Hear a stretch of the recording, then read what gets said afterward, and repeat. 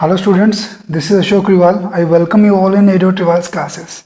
Students, the Triumph of Surgery. This is the first chapter from your book Footprints Without Feet for 10th class NCERT. Right? So today we will discuss the complete summary, short summary of this chapter. Before that, let's discuss about the author. Let me tell you, the name of the author is James Herriot. ये जो story है triumph of surgery, उसके author का नाम है James Herriot. Right.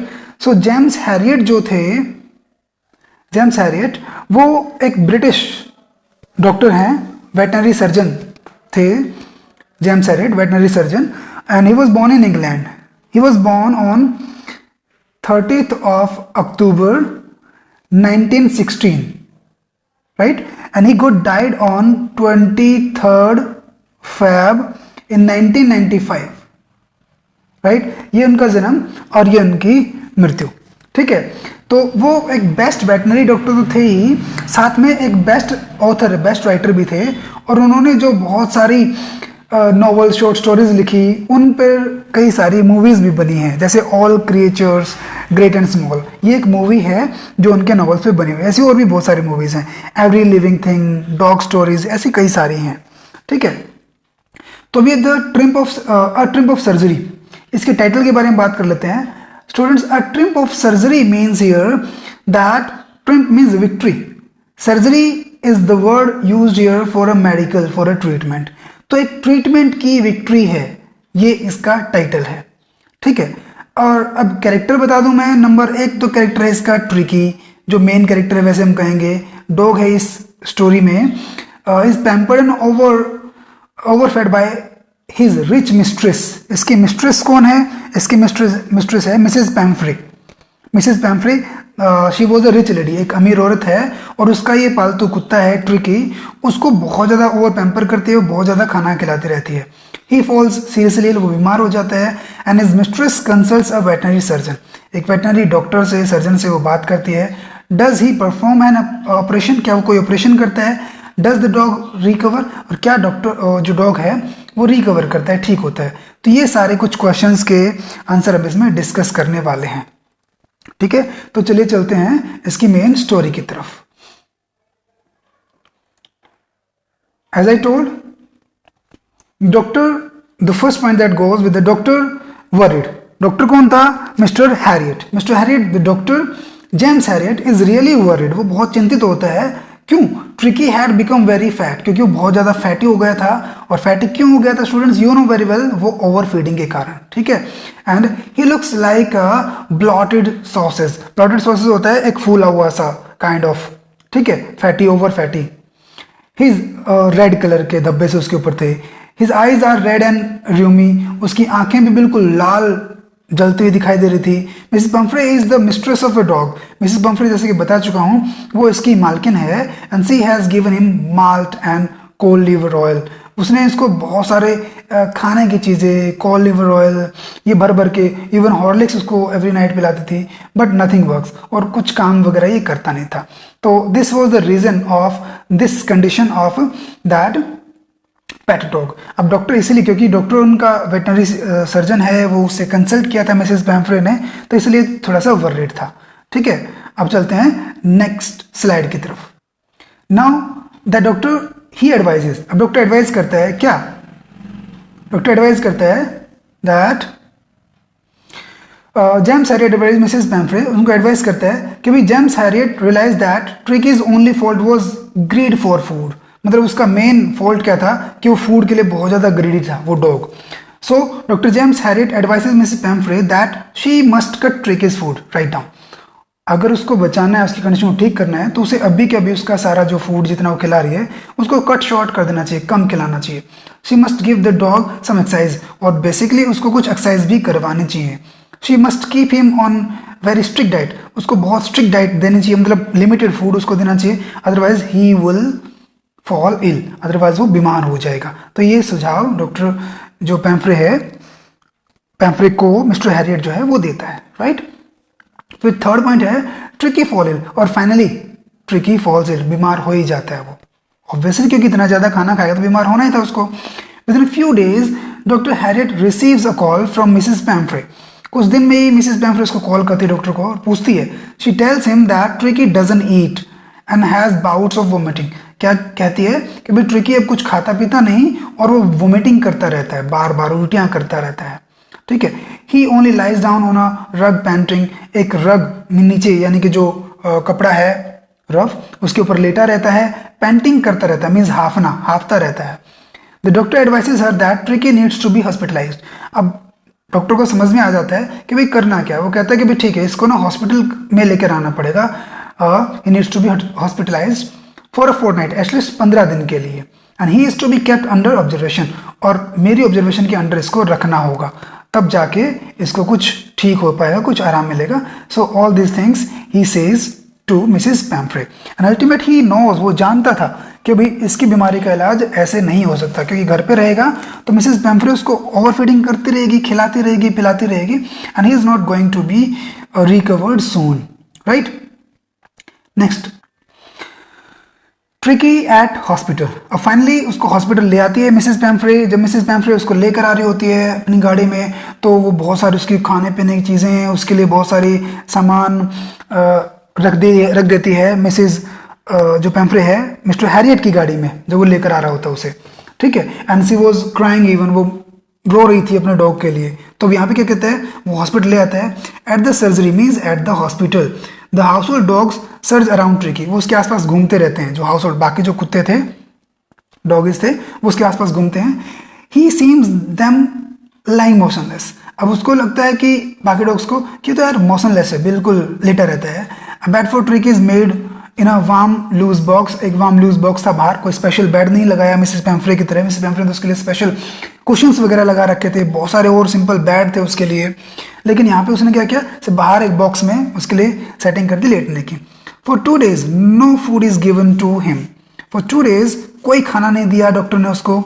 But plenty of water. Plenty means excess of water. उसको सिर्फ पानी दिया पीने को. On the second day, he starts taking some interest in his surrounding. Second day क्या होता है, वो कुछ इंटरेस्ट लेना स्टार्ट कर देता है. कौन? डॉगी. जो ट्रिकी है वो बाकी कुत्तों के साथ कुछ घूमना फिरना मिलना जुलना स्टार्ट कर देता है. On the third day, he begins to whimper when he hears the dog in the yard. अब थर्ड डे क्या करता है, वो घूमना फिरना शुरू कर देता है और जो बाकी डॉग्स हैं उनके साथ मिलके आवाज़ करना स्टार्ट कर देता है जब बाकी डॉग्स को देखता है यार्ड में.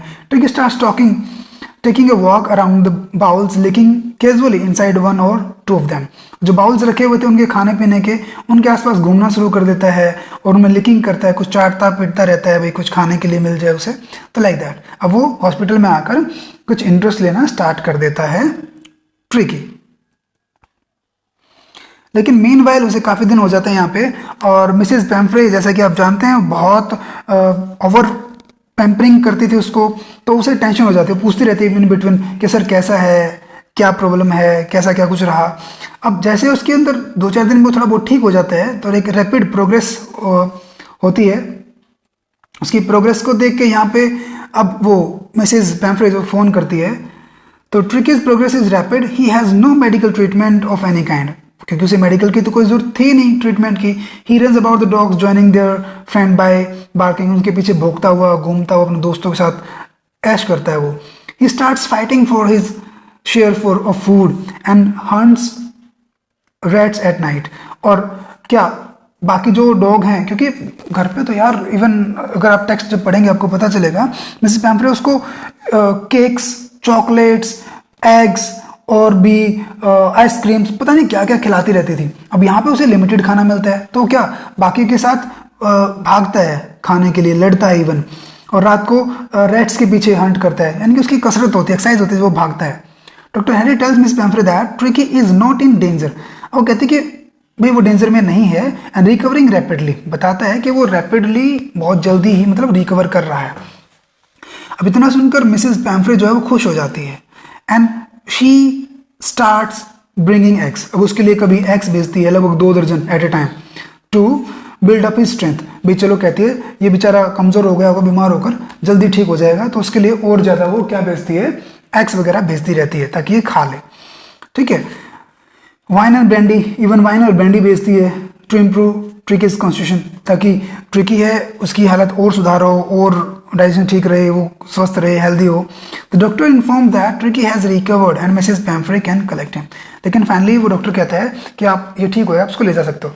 लेकिन इससे पहले मैं आपको बता दूं स्टूडेंट्स, यहाँ पे डॉक्टर ने जब उसको फ़ोन किया मिसेस पैम्फ्रे को लेकर जाने के लिए, उससे पहले डॉक्टर कहता है कि ये जितने भी एग्स वगैरह आते थे ना, वो उसने ट्रिकी को खाने के लिए नहीं दिए।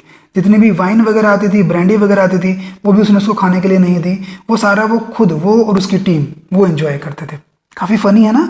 यहाँ पे एक ह्यूमरस थिंग आती है स्टोरी में, क्योंकि डॉक्टर जानता था कि इन्हीं ओवर फीडिंग हैबिट्स के कारण ही जो ट्रिकी है वो बीमार हो रखा है। और जो कि थीम भी स्टोरी का क्या, excess of everything is bad, अधिकता हर चीज़ की बुरी होती है। तो इसलिए ना तो डॉक्टर ने उस डॉगी को जितने भी एग्स वगैरह बेचती थी वो खाने के लिए दिए, ना कोई ब्रांडी वाइन। कहता है ब्रेकफास्ट में हम लोग खुद खा जाते थे सारे एग्स, लंच में और इवन डिनर के बाद ये ब्रांडी वाइन वगैरह वो सारे खुद चट कर जाते थे, एंजॉय करते थे।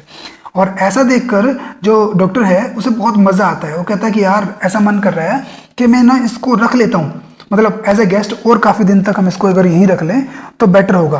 क्यों? क्योंकि अच्छा खासा खाने को मिल रहा है, सब कुछ बढ़िया चल रहा है ना। लेकिन ऐसा नहीं कहता। वो फाइनली क्या करता है, उसको कॉल कर देता है, क्योंकि मिसेस पैम्फ्रे काफ़ी परेशान थी अपने डॉग को लेकर। उसको कॉल करता है कि मैडम आप आ जाओ और इसको ले जाओ, ठीक है। अब फाइनली जो है मिसेस पैम्फ्रे आ जाती है उसको लेने के लिए। और जब मिसेस पैम्फ्रे आती है, within 2 weeks Tricki has been transform into a flexible, अब काफ़ी फ्लेक्सिबल हो गया था वो, हार्ड मसल्ड एनिमल। अब उसके पहले वो काफ़ी फैटी था, लेकिन अब काफ़ी हार्ड मसल्स आ गए थे उसके ऊपर। He is stretching out in the great bounds, बाहर घूमता रहता है, उछलता कूदता रहता है बाहर, right. When Tricki sees his mistress, अब ट्रिकी जब जो है अपनी मालकिन को देखता है मिसेस पैम्फ्रे को, he leaps and sails into her lap, वो उछल कर कूद कर उसकी गोद में आकर बैठ जाता है। As the car moves away, जैसे ही कार चलती है, Mrs Pumphrey leans out of the window, खिड़की से बाहर की तरफ देखती है, झांकती है। और लिप्स ट्रेम्बल, उसके होठ कांपते हैं, एंड टीयर्स, उसकी आंखों से आंसू चमकते हैं। She says, oh mister Herriot, how can I ever thank you, this is triumph of surgery. अब जो उसको लेकर जाने लगती है डॉग को, तो कहती है फाइनली कि डॉक्टर मैं कैसे आपका शुक्रिया करूं, ये तो सच में एक ट्रिम्प है, विक्ट्री है आपकी सर्जरी की, मीन्स आपने जो ट्रीटमेंट किया उसकी। So this is all about a short summary of this chapter, triumph of surgery by James Harriet. So students, basically कुछ क्वेश्चंस बनते हैं इस चैप्टर में से। क्वेश्चन क्या बनते हैं? नंबर 1 तो टाइटल के बारे में, ट्रिम्प ऑफ सर्जरी कैसे है। Yes, it is a triumph, it is a victory of that treatment, क्योंकि जो डॉक्टर मिस्टर हैरियट वो उस डॉगी को अपने पास लेकर जाता है अपने हॉस्पिटल में, और वहाँ पे एक प्रॉपर ट्रीटमेंट देता है, मीन्स जो भी उसे एक्सरसाइज की, कम फीडिंग की जरूरत थी वो। एक क्वेश्चन, ठीक है। सेकंड क्वेश्चन बनता है कैरेक्टर्स कौन कौन है? मिस्टर हैरियट हैं और मिसेस पैम्फ्रे हैं। मिस्टर पैम्फ्रे जो थी रिच लेडी, उनके बारे में बता सकते हो कि वो पंपस थी, दिखावा करती थी, सी वॉज क्रेजी, वो क्रेजी थी, इमोशनल भी थी, वो थैंकफुल भी थी, है ना, और बहुत ज़्यादा एनेक्सियस थी अपने डॉग को लेकर। तो इस तरीके से 5-6 पॉइंट्स आप उसके बारे में बता सकते हो।